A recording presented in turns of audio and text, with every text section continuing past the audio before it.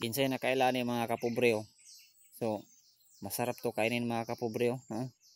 So ito ay yung tawag namin dito sa Bisaya mga kapobre, ano, tubog. Sa Tagalog naman ang tawag nito ay tibig. So sabi daw sa Maynila matatamis daw to mga kapobre. So try natin kumain nito mga kapobre kasi matamis daw.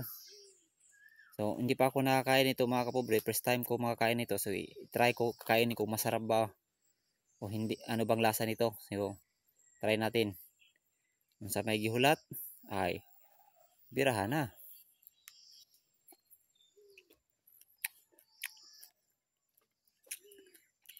Tamis siya mga kapobre, no? Tumutulo-tulo pa yung ano, matamis siya na. Pag kinakain mo yung ano yung mga kapobre, yung maliliit na buto, ito, maliit na buto, parang pumuputok-putok sa bibig, oh. Mm. Mm. Ang sarap.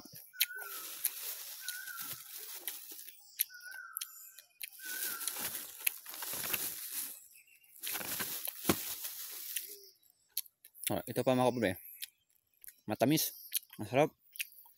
Pag dito sa bundok mga kapobre, pag wala kang bigas, marami kang makakain na mga liligaw na prutas ito.